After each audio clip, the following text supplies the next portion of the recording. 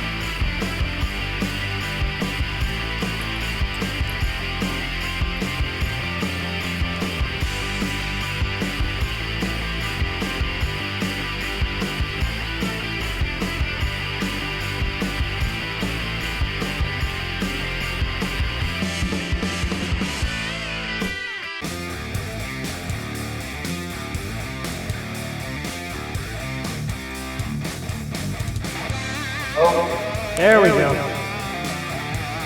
I still have a 3 times echo over with you. But that's normal. I'll turn myself off. Alright, let's go. Here we go.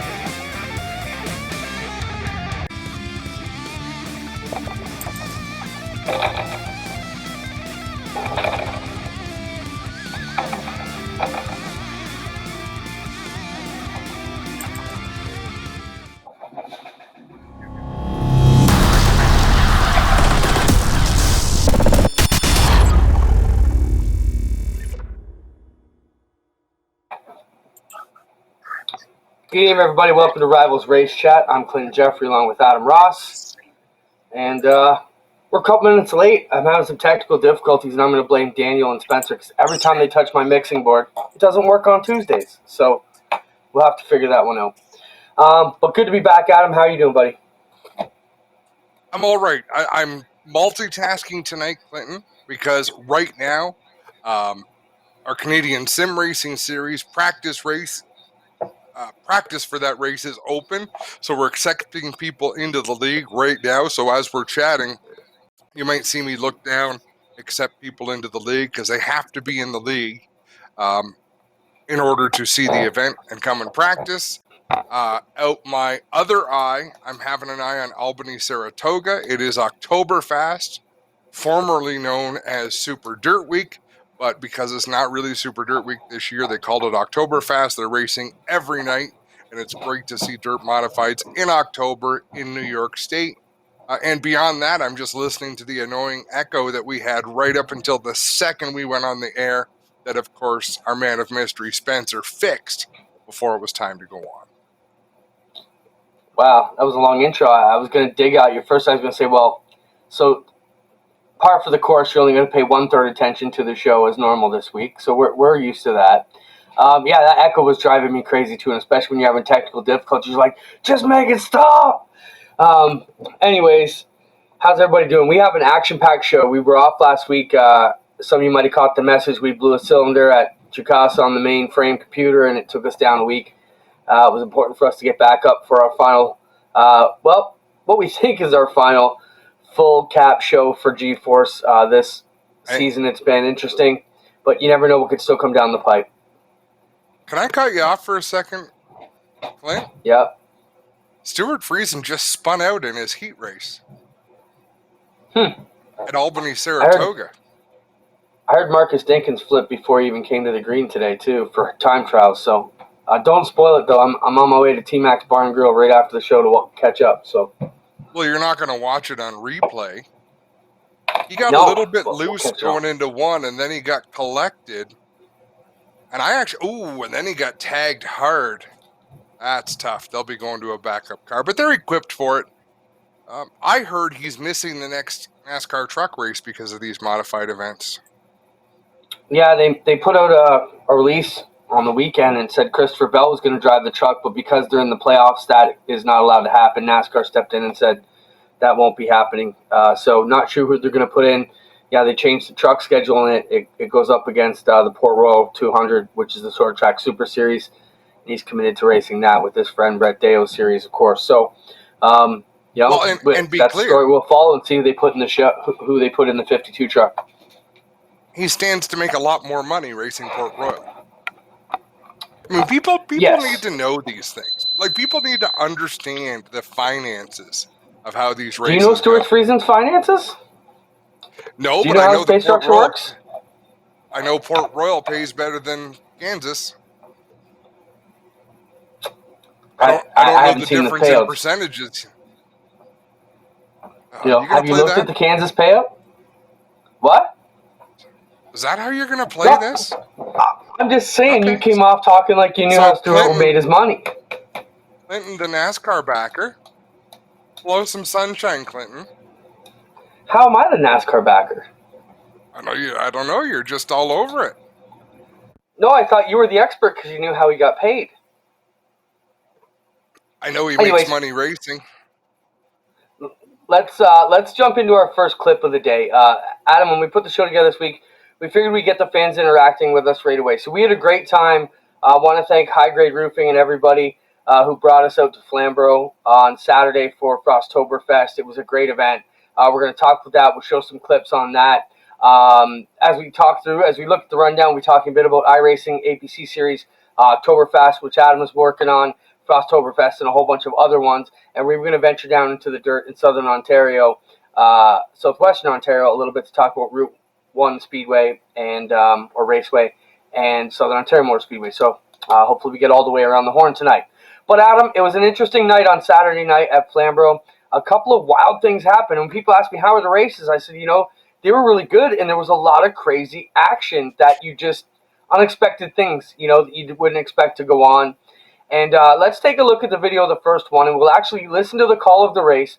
So this is about, what would you say, 60 laps into the 75-lap Pro Late Model race when this restart came about. And it was a good race going on through the majority of this battle.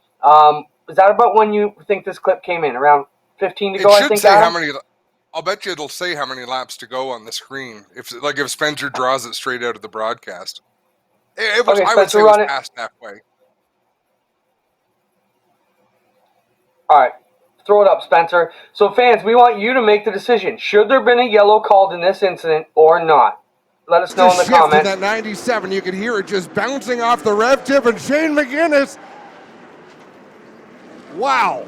They're still under green. They're still under green, and Jade Franklin takes the lead. It was a big weenie measuring contest. Jade Franklin says, I got all to get me. Here's to you. I have never seen that in my life. Jade Franklin, the leader now over Blair Wickett, who had that horrible restart, finds himself second. Can you play it again, Spencer? So for those who aren't up to speed, Jade Franklin would have been running where, Adam? 6th, 7th on that restart, maybe? Right around 6th. So this is that where we got the clip from, Spence? That's as far as back as we can go with this one? Okay, so this was a restart, and that was them coming around to take, the first complete lap under green after the restart. So play it again from the beginning, Spencer. And Shane McGuinness gets into the back. So stop it right there, Spence.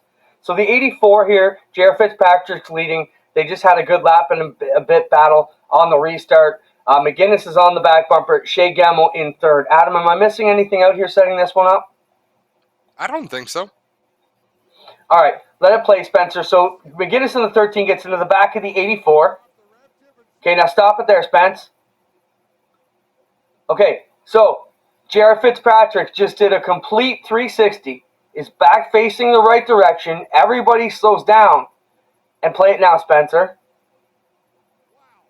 everybody gets going again. And Jade Franklin was on the outside, kept his foot in it, and takes the lead. So the question here, fans, is should there have been a yellow thrown? Now, some of the drivers post-race felt there should have been a yellow incident, but I tend to back my buddy Doug Leonard on this one. Adam, he gets spun around, but everybody gets going, and there's no reason to throw yellow at that point, is there? Am I wrong? Play it a couple more times, Spence, while Adam gives his call. We said it at the time. I think. See, you have to play it at full speed because that's how Doug Leonard officiates. And that's a good point. Hit it again, Spence, full time. Fans, take one last look at it and see what you think.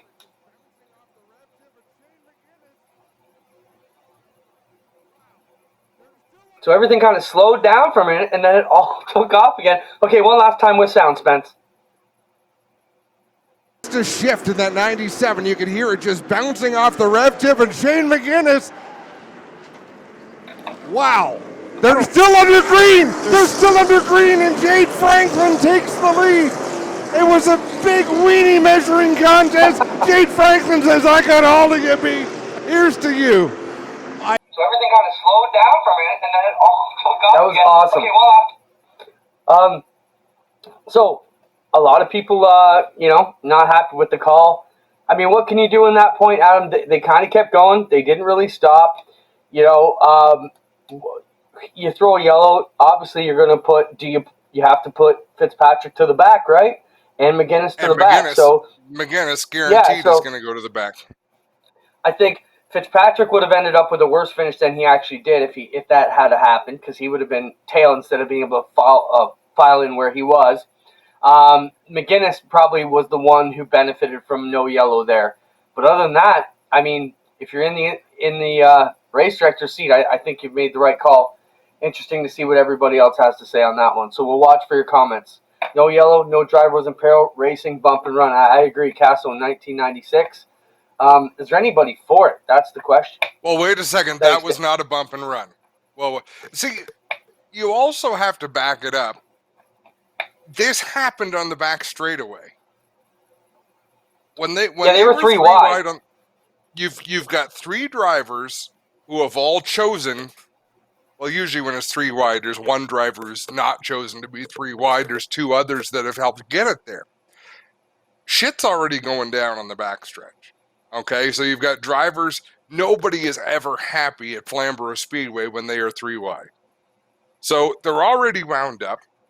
Getting into the corner, JR gets out in front, bold move. So there are still reactions being made. So Shea Gemmell being in third at that point is still reacting to what happened on the back straightaway. So he wants to be hammered down. If McGuinness is going to touch on Fitzpatrick, Gemmell's going to look for a way around.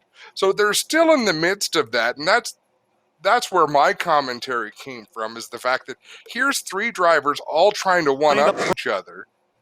Meanwhile, the race is still on. So they're kind of embroiled in that machismo. Well, other people are capitalizing on what's going on. And Jade Franklin with a clean pass, goes on to win his first ever Pro Late Model win. A feel-good story on the end of that one. Of course, J.R. Fitzpatrick and a couple of the other guys not too pleased with how that one came about. But it was some exciting action, so we appreciate giving you guys a chance to make the calls. This the restart here, right, Spencer? So this is from the restart. This is the whole deal. Play it if we got sound, Spence. Blair Wickett missed a shift in that 97. You can hear it just bouncing off the rev tip, and Shane McGuinness. Again. Yeah, play the whole so one. It was again, Spence. Here they are coming to the restart. Down on the bottom. Oh boy, that got interesting for Blair Wickett on the front stretch, and now they're three wide. Here comes Gemmell on the bottom. They've got the leader, Shane McGuinness, trapped in the middle. Blair Wickett missed a shift. So everyone, nobody lifted. Just bouncing off they the bounced off each other, McGuinness. but nobody lifted. Wow. And at that point, you've got to guess either Gemmell, the wheel jumped out of his hand, or leapt when he hit the 13, so he keeps hitting on him. Like, I don't think that was intentional, but not slowing down more than he did was intentional. They want to keep racing. They want to keep going. Great hard racing. Watch it one final time here.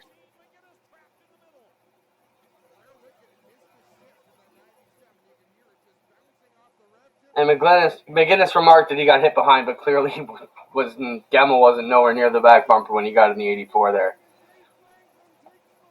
Yeah. No, I But agree that was with just you. one of the bits of crazy action we saw Saturday. And Flamborough did not disappoint this year, Adam. We'll talk a little bit about that. We have some other crazy action going on there we'll talk about later on in our Burger Barn video of the week coming up. Dusty DeBoer says, the problem with no yellow is next time someone spins and stops, the guys behind don't know what the precedent is for a yellow, and they keep their foot on the gas and plow into it full speed. You want to address that, Adam? Yep, I do. Because this is something, I've got a young race car driver in my house, and I would say to any youngster, the yellow isn't out until you hear it on the one-way radio or you see it being waved by a starter. The yellow doesn't fly because you think it should fly. The yellow flies because an official calls it. So whether you agree with the call or not doesn't matter. You race until the yellow, you race until the checkered. So I understand you can argue all day long, this should have been a yellow, this shouldn't have been a yellow. But until it's a yellow, and these guys have spotters on the radio too. So, I mean, they have extra senses out there, extra sets of eyes, extra sets of ears. You've got all these people helping you. So until you get that word, you're still racing. And we've seen it. We're going to see it later on in the show, in fact. Whether it's an accident, whether it's weather, regardless of the situation, you're racing until it's time to be not racing. Yeah, a great point. I mean, my response to Dusty is it doesn't give an excuse to be careless, but the race is still on, as you said, until it officially becomes that way. Not all classes are allowed to have one-way. Well, yeah, they are. They're not allowed to have a two-way. That's right. Doug can talk to every class. The race director can call yellow. Not every class has spotters, though. Great job. Good point, too, Rich. Rich Schwartzberg says, good job by the spotters. And that was a good job by the spotters to call up most of those teams through that incident. You know, Adam, how many times we see an incident where the top three crash and it collects a lot more people than that one did. So, you know, there were some torn fenders and some hurt feelings, but in the end, most of the guys got out of that particular incident without issue. I enjoyed, Clinton, I loved the APC racing that we called this year. I enjoyed this, though, because you had teams with lower budgets, bigger budgets. You had a big variety of race cars out there on the track together, inexperienced, veteran experience, and they were all mashed together, and it was really, really good racing. Yeah, I thought the racing was great Saturday. As I mentioned, we'll come back to that as we talk about Frosttoberfest. We've got a couple more clips as we get down to our Burger Barn video of the week, and we'll look at a couple more clips from the action. Moving on, Adam, as outdoor season winds to a close, we'll start looking at iRacing. First off, let's talk about the iRacing payment stuff you've got going on here on the channel and what we're going to be building with the Ovens broadcast team. And then we'll also talk about some of the other G-Force Racing League stuff we've got going on. Spencer, roll that clip of the CSRS as Adam talks about how everybody can get involved in this series, Adam, if they want to be part of what's going to happen here in the next few weeks on the blacktop. Yeah, Tuesday nights. And what we're going to do is, so practice started at 7 o'clock. Normally on asphalt, you'll get an hour of practice, maybe a little bit less. We're going to run 2 hours of practice. So 7 until 9 every Tuesday. The reason we're doing that is because Adam wants to practice a little bit at 7 o'clock, get ready for the show at 8. I'm going to jump back on the sim rig at 9 o'clock for qualifying, and then we'll go racing. So our Rivalz race chat every week will be immediately followed by Canadian Sim Racing Series action in Xfinity Series cars. And how cool is it?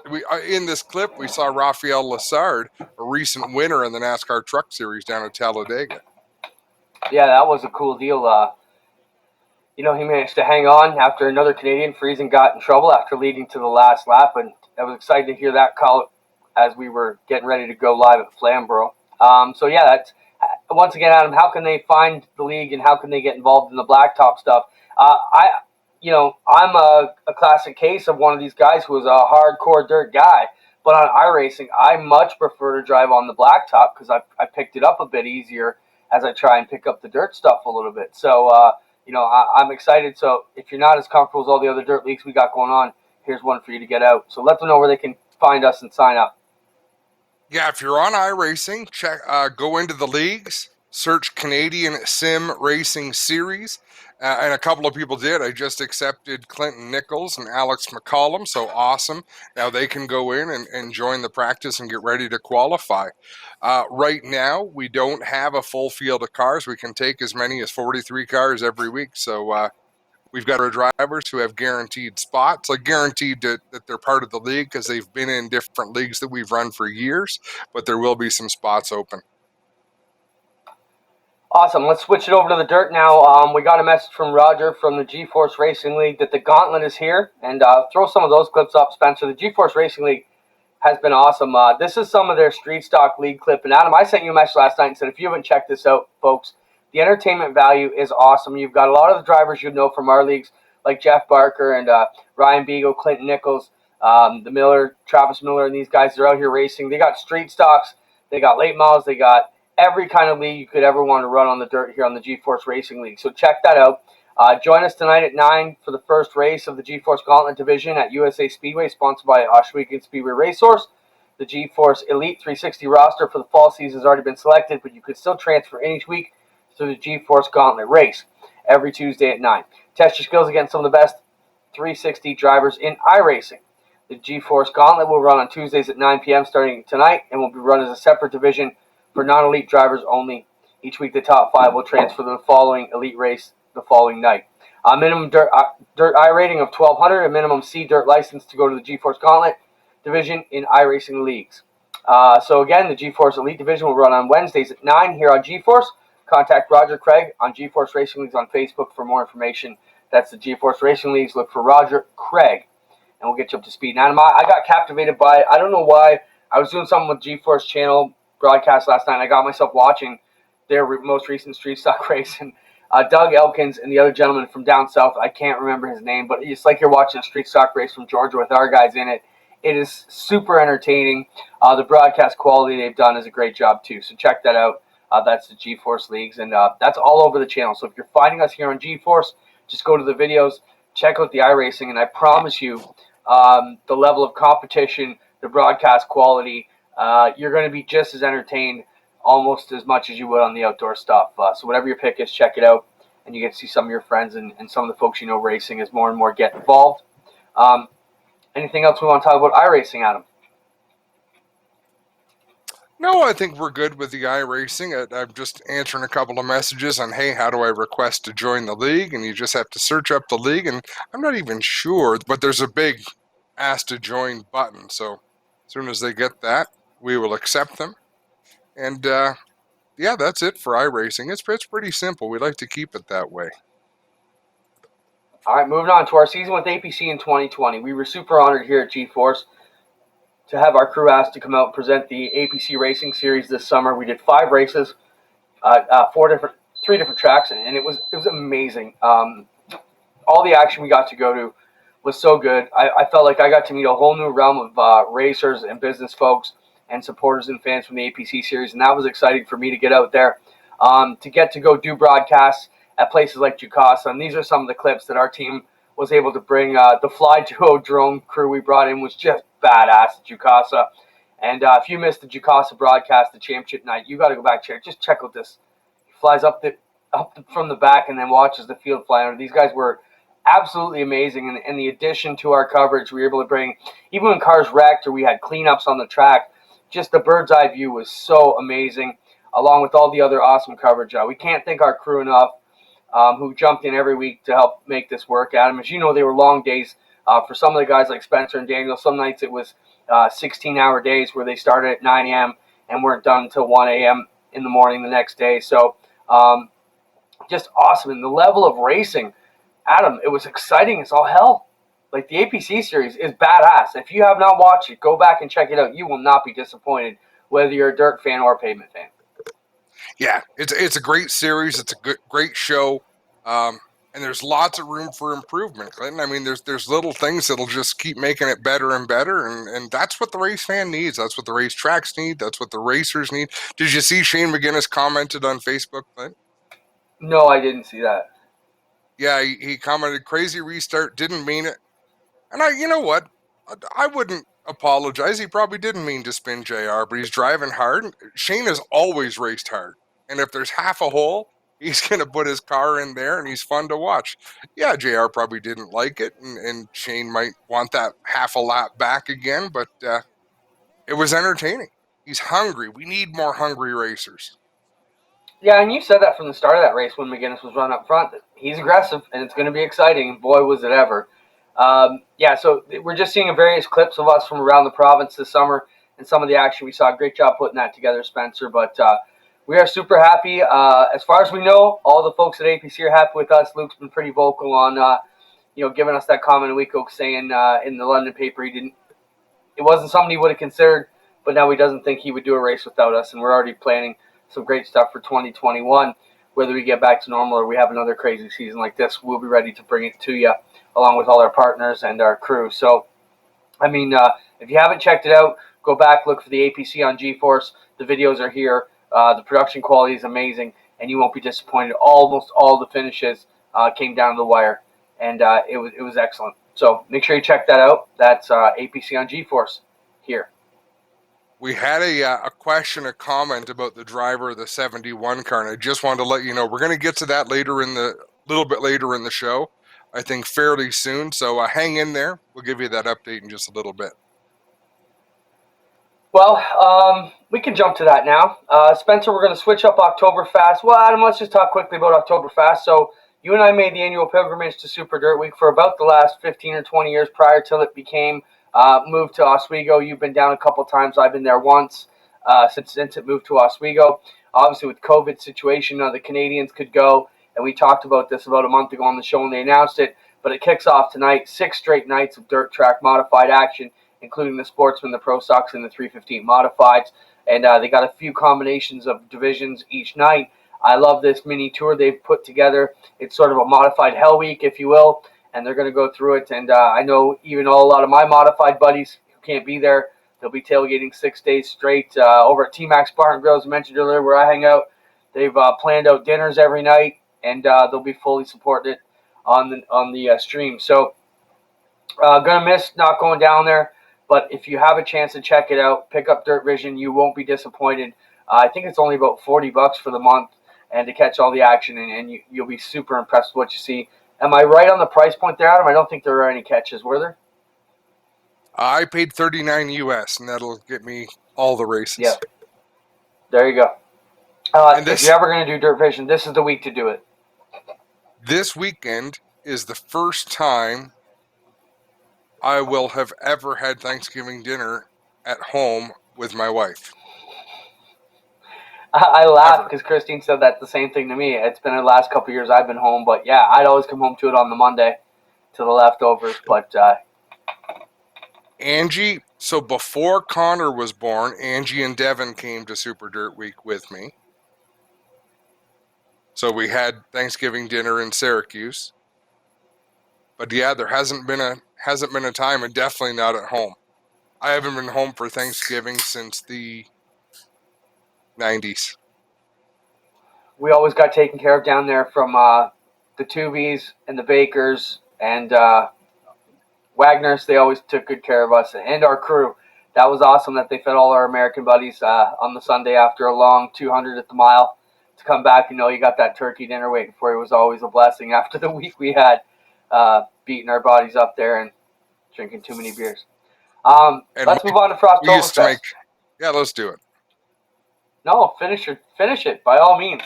We see you used to have your fun during Super Dirt Week, and you functioned really well. I didn't. It was just work and soda pop. So Sunday nights we would let loose after Thanksgiving dinner, and it was Mike Mallett from Dirt Track Digest and I would just go around making friends and drinking ourselves silly, while only the diehards remained. Everyone else was headed back to reality, and we were getting stupid. Yeah, I'd usually had enough by dinner and was ready to head out by 10 o'clock at night and head back. I'd much rather drive all night and wake up in my own bed than wake up hungover and have to drive all the way home. So I learned that early on in my Dirt Week years. Moving on to Frosttoberfest, the final real racing event. And I shouldn't say that. That's the final real stock car class event at Flamborough for the season, I think would be a better term for that, because they still have their Halloween Enduro, which is a big paying event if they get the entries, 10,000 to win, coming up on October 17th. So make sure you log on to Flamborough and check it out. Let's take a look at some clips from Frosttoberfest, Adam, and then we'll get to our Burger Barn clip of the week, which is that which we referred to shortly. These are just some of the highlights you see. We had pure stocks, mini stocks, super stocks, Pro Late models, and the Canadian Vintage Modifieds, who actually got their feature rained out, which was crappy for them after waiting around all day through an earlier rain delay and a bunch of racing too. But some great action we saw here, Adam. The pure stocks put on a great show. The mini stocks right after them, again, fantastic racing. Drivers that got away out in front of the field. There you saw Jake Watson getting into Brian Wilson. I had to think of the Beach Boys and the song before, because I remember his name was anyhow. So there was lots of action. Here's that restart again. Well, we get to the late models. I'm sure that restart will begin there. Lots of drivers had their turns near the front. Shane McGuinness a couple of times made 3 wide moves. And you can see people aren't used to it there. Someone earlier commented that Joe Lawrence got a bad deal. And yeah, he was mixed up in something.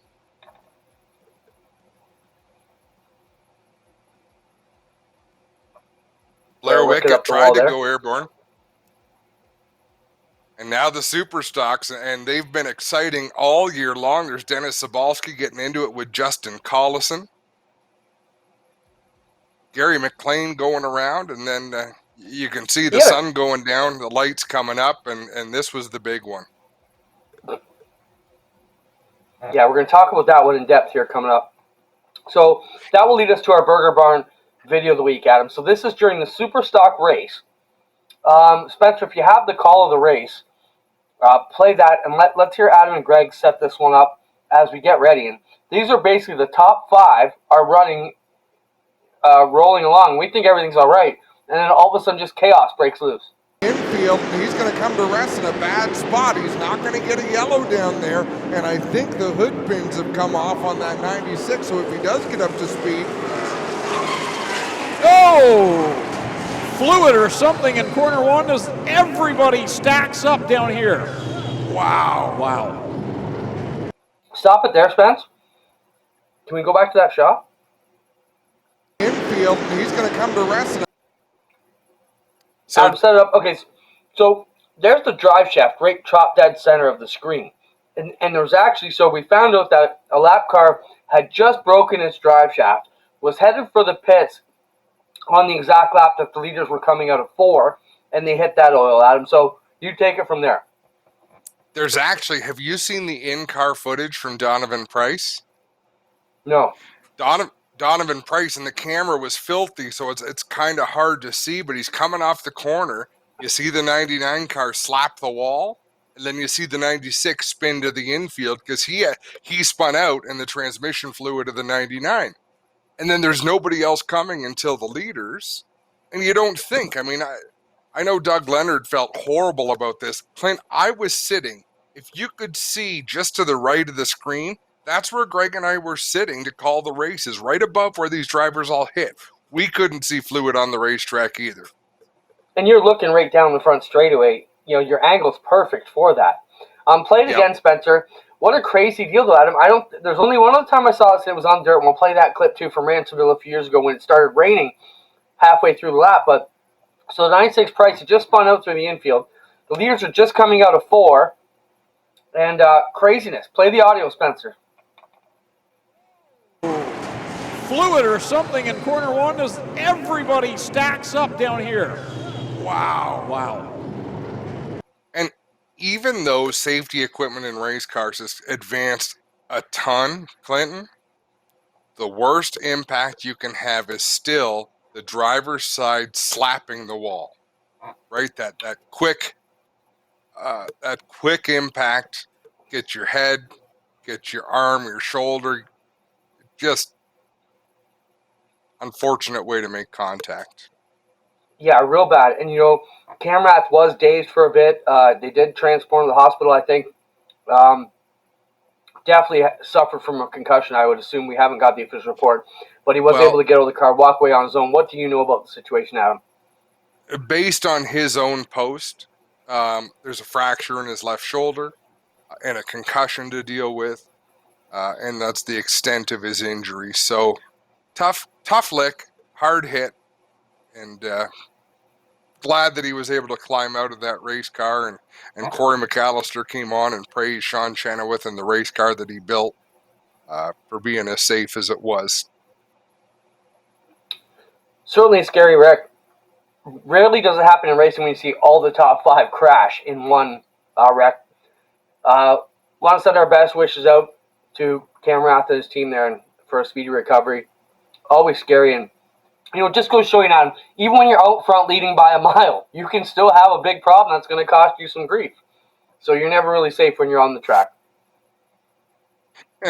You're absolutely right. And I'm looking at comments and Mike Schmidt saying it was nice to see you let your hair down Saturday night. And it was. So after the races, we went back and had a campfire. And I was going to sit by the fire, Clinton. I was going to have a beer. And the beer kept getting delivered to me. And before you know it, it was 2 a.m. and staggering into bed. Yeah. It was a hell of a good time. Been known to happen on a racetrack. That's right. Let's move on to the other event, Adam. And this was Friday the 13th, many years ago at Ransomware Speedway. Same type of event, and on dirt, a little bit of rain can act like an oil slick. And this is the leaders coming down the back straight at Ransomware because they come out of 3 and 4. And as they come out of 4, a torrential downpour just lets loose on the track instantly. And the entire field plows into the turn 1 fence. Play this one, Spencer. This is a wild event. Here they're coming through 3 and 4. And right about here, the rains just start dropping. Big time. And watch this. 1, 2, 3. The entire field misses the turn.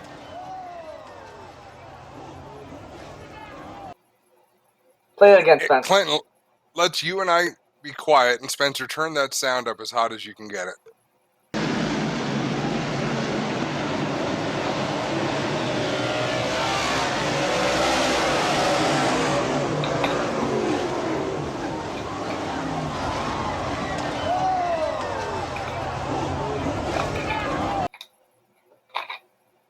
It's the people screaming, and you can hear the metal crunching as the cars hit. That's a huge drop. That's about a 15-foot drop, and you see cars flipping over the guardrail like it's nothing, and down that hill towards the parking lot. It was absolutely insane. Ransomville's got a big drop off the back for sure. So, that's I referenced the Ransomville wreck on Saturday because after we saw that in the Super Stocks, and that's the wreck we were talking about. But insane. Glad to see everybody's okay in both those incidents, and we can move on from that. That was our Burger Barn video of the week. Andrew Camrath tuned in and commented thanks, and Andrew, thanks for keeping people updated. And a lot of people are private when it comes to, and rightfully so, when it comes to things that happen at the racetrack and injuries. And I know a ton of people were concerned. People wanted to know how he was doing. So I, for one, am really glad that he posted what had gone on and what the results had been, because I know a lot of people were pulling for him. And I just want to thank him for being upfront about it and letting people know. For sure. Our thoughts go to you, Andy, and hopefully you feel better soon. Next big story, Adam. NASCAR on dirt. NASCAR announces they're going to put dirt back on Bristol and make a big show of it. I, for one, obviously as a dirt guy, am super excited about this. I think it's going to bring a whole new bunch of excitement to that Bristol race. We were at it in the spring a couple years ago, and attendance was down. And I think this may be the spark it needs to make it back. I think you're going to bring a lot of dirt fans back to the fold, at least even for one race. But if you're getting them out at all, it's amazing. So your first thoughts on that, and then I have some thoughts on it. My first thoughts, my initial thought is, why couldn't they do it at a dirt track? Why couldn't you go to even DuQuoin, even a mile dirt track, something like that? But the fact of the matter is, no tracks have the facilities that they would need at the cup level to run that race. So it's sort of you got to take what's out there, and Bristol was probably the best option, and I think it'll be great. I want to see some of these guys get out there and get dirty. I was saddened to see so many of our dirt brothers and sisters out there talking negative about what this race is, whether it be they should have gone to a dirt track like you just said, or NASCAR trying to grasp at straws, or whatever the case may be. I mean, if you're a dirt race fan and you don't see the potential for how this big can be, you're a fool. I mean, everybody in the major racing world is going to be looking at our type of racing again. Yes, it'll be NASCAR people, but you can't deny the level of media coverage, and we got to work on this to turn it into our own. I mean, we are excited now, and I got the messages from Tony Spiteri at Pinty's basically saying Oshweekend is now a sister track to Bristol because of the Pinty's association with NASCAR and these two dirt races, and that's amazing for us to think about from the Oshweekend side that will be brought in to help promote this event and be tied in a little bit to this major event. But I was a little bit disappointed to see not all the dirt folks getting behind it and finding negative things instead of being excited about the positivity about it. While we think about that, Adam, I got Spencer to pull up a clip from the last time they did it in 2000 when they did put dirt on Bristol for the World of Outlaws and a late model race. So run that, Spencer, if you can, and we'll take a clip of what it looked like. I mean, the video's 20 years old and been recompressed a billion times, but it's bad, it's fast. I think Bristol's going to be the perfect track for these guys who aren't dirt pros to get a bit of a handle on it and make it work, Adam. And I think it's going to be a whole week spectacle. They haven't announced much other than the Cup race right now, but if you do your research, like some of the folks who have done the research have told me, both the World of Outlaws and the All-Stars have nothing scheduled or announced on that week yet. So you got to think there's chances for a big sprint car race to be a part of that deal as well. Possibly even the big late model series is getting in there. And I think this is an opportunity for the dirt fans to really toot our horns a bit and show how amazing the dirt side of oval track racing can be. Absolutely true. And I mean, you're going to see cars set up basically the way they would be for Darlington with 2x4s on the right side doors to keep them from crushing in against the roll bar. So when they rub up against the walls, and it's going to be fantastic. And I hope they figure out a way to get rid of any downforce related advantage and just let them go out there and wheel these things. Yeah, I'm super excited about it. If we can go, we're definitely going to go if the borders open and make that happen. Now, Richard Petty came out this week and put out a post and was noted as commenting and saying he wasn't happy about going back to dirt because dirt was unprofessional, or in not so many words. A bit disappointing to hear someone like King Richard say those things about the dirt tracks. Certainly not going to ingratiate him to the dirt fans. What are your thoughts on what Richard Petty had to say, Adam? I think it shows his disconnection from the grassroots. By and large, people have different ideas of what it means to be professional racing. So now, on one hand, we can't dispute the king. He was there. He was there when they raced dirt, and he thought it was the right thing to get away from dirt. So he's got his reasons. Like, you have to respect his. If anyone can make that comment, it's him. And we're sort of placing it into our 2020 box. Meanwhile, he was there in, 1970 whatever or 60 whatever, when they ran that last race and they were driving through holes. So I don't know if he realizes that it's not like that anymore. You won't see a lot of holes at Bristol Motor Speedway when they put the clay down. I'm pretty sure of that. But again, you have to give him some respect because he is the king, and he's earned that opinion. He's earned the right to that opinion.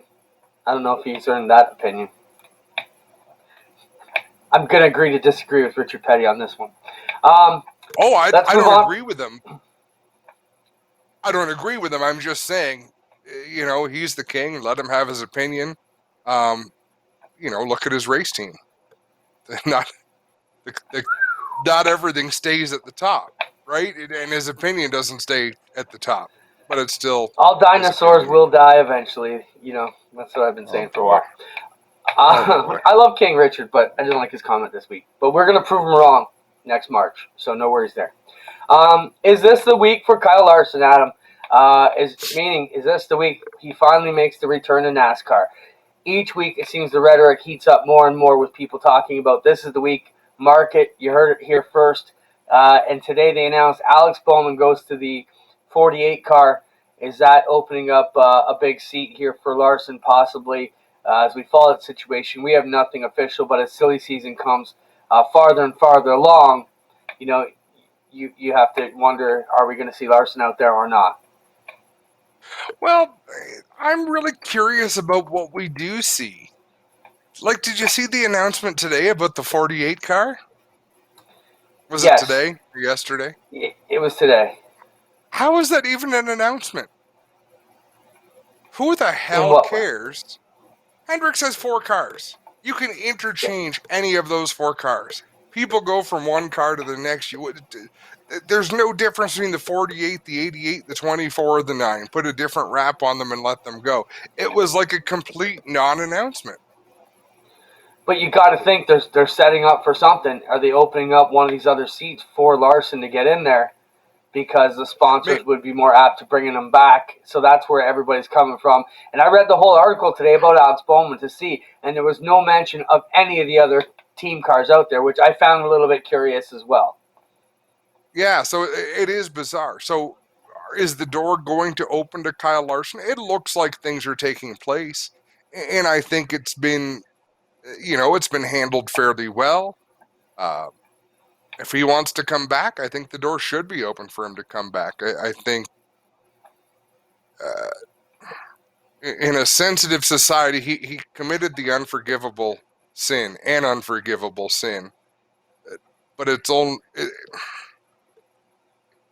it's unforgivable because I don't even want to suggest why. Like, it's just there's things you can't do in certain places in certain times or ever. And that's one of those things you can't ever do, and he did it.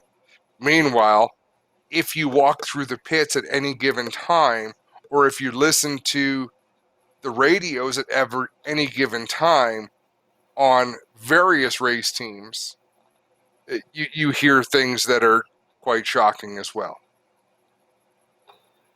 Yes, doesn't make it right, though. As we've learned closer to home more recently, we need to be very inclusive with everybody, and we'll just leave it there. No, but forgiveness is important. Like, closing the door would be the wrong thing. And I think a great example of that is Jeremy Mayfield. It's how you react to a bad situation that shapes your future, not the bad situation, because lots of drivers, lots of people in general get themselves into bad situations. Agreed. Backing things up a bit to the dirt race. The other comment we've heard a lot, are we going to see Tony Stewart come out for one race and drive the dirt? I think that's a quite big possibility too. As someone who pushed for dirt races for many years, I wouldn't be surprised to see Tony try and get back out there for one last crack at it as well. Let's talk about a couple comments that came in here on the show. Dan Bailey says he wants to sponsor us post with backdrops. We tried that, Dan. I think the expanse is too big. We can't get it close enough. It just don't really work here. We've tried it. We tried to cover up Adam's fridge. It's just too big. We can't make that work. And then another comment from Julie Martin, who's been a good fan this year. Julie, thanks for coming along. We see you commenting on a lot of the broadcasts. Wherever you're watching from, we appreciate it.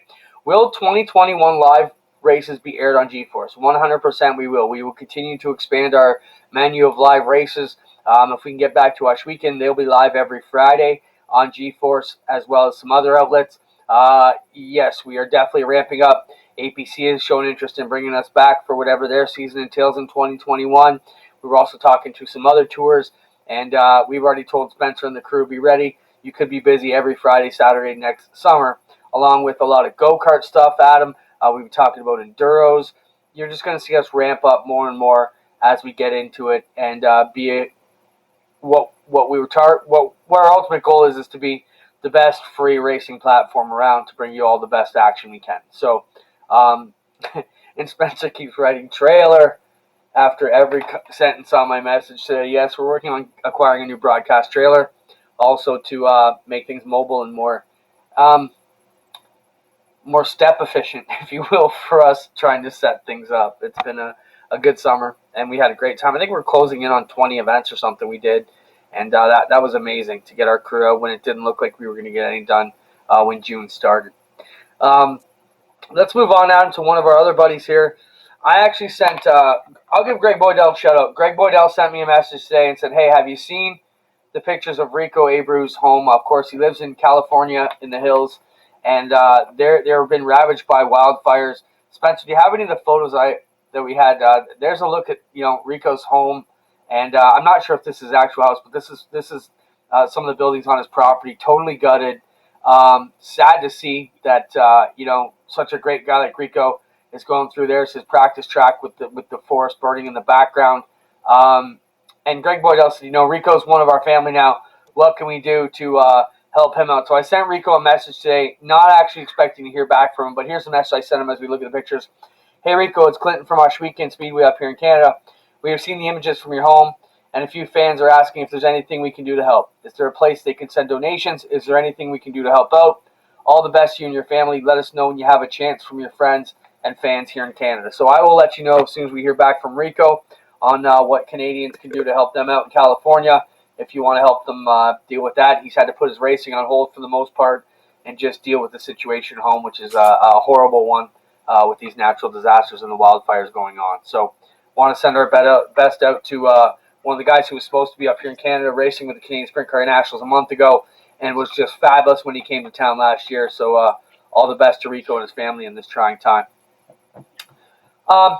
Moving on, we got two more things to talk about here. As we were doing Operation Green Flag about a month ago, the name Spencer Smolders came across our table for the first time. In the Thunderstocks, came out, ran the doubleheader weekend, was running pretty good, had some solid runs, was a go-kart kid.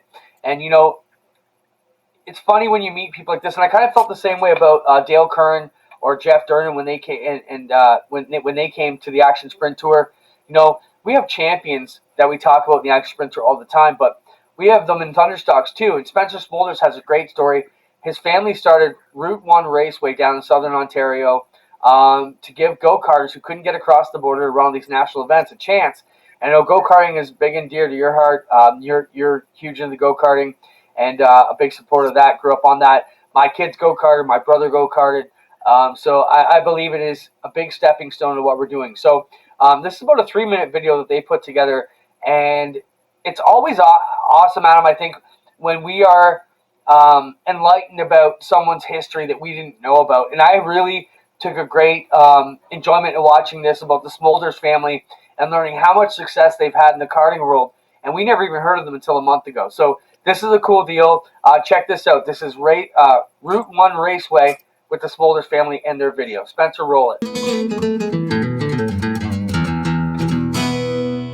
My name is Dan Smolders. My boy started kart racing when my oldest is 19 years old. He started when he was 7 years old. My name is Spencer Smolders. Everything started for me when I was about 7 years old. Ever since I've been racing karts, 14 years. It's been quite the ride, that's for sure. And my youngest was 6 years old, and he's now 16 years old. So. My name's Alex Smolders. First year I won, I think, 2 features. One was actually at Eldora, Little Eldora Speedway, the kart track at Eldora, and one race was at the track in Windsor, Fog. My name is Brenda Smolders, and my family's been karting for about 12 years. We started going to a little backyard track near Windsor called Fog Raceway. Then it closed down, so we started progressing our way to the States. Kentucky, North Carolina, we ran Michigan, Ohio, Indiana. They both won awards. Our biggest show was always to go to Fort Wayne, the Rumble. They always said, oh, it's too big for us, we won't do well, it's too intimidating, we can't do that. We were blown away at how well they performed. And now we talk to guys over there, and when they see us pull in, they're kind of worried about us. Which is kind of a good feeling. When everything got shut down, we raced in the States and we couldn't get across the border. Border shut down, so We were bored and we said, well, let's build a track to practice on. The track is called Route 1 Raceway. It's because this here used to be Rural Route 1. We're still working out some kinks, but it's definitely pretty cool. It's one of the cooler tracks that I've seen. We run under sanctioned rules for AKRA, American Kart Racing Association, and they range from kids 5 years old. Our oldest driver is 82 years old. Kids' karts are geared, so they only go so fast until they get used to it. When they get old enough, 15 on up, start running with the adults. And this is where it grew to, and all these people wanted to come. And people are having fun and they're making their own memories. So from the little guys up to the big adults. Racing is family oriented, even if it's not your direct family. The people that come here and race are a racing family. They're our friends, but we consider them family because we see them almost every week. Gets them off the computer and gets them outside. Talk to a lot of moms and say, this is great. Out here on our small track, they probably top out at about 45 miles per hour.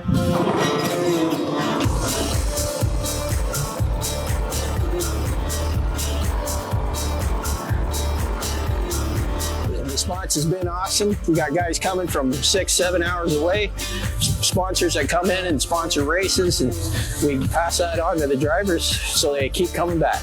Last night we ran, we had 72 karts, weather permitting. I think we'll be all wrapped up by November.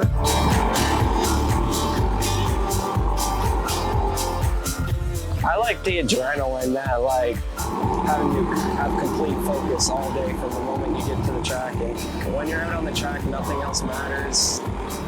We're trying to do everything we can. It's definitely a lot of good people are happy with what we're doing, and we're trying to progress and get better every day. This is something we've always done as a family. It's gone beyond what we imagined when we started this. Not at all what we planned. If you want more information, you can go to our Facebook page, Route 1 Raceway. I've had parents stop me this weekend saying thank you for giving my kids something to do. One mom from Niagara Falls said, we're making memories.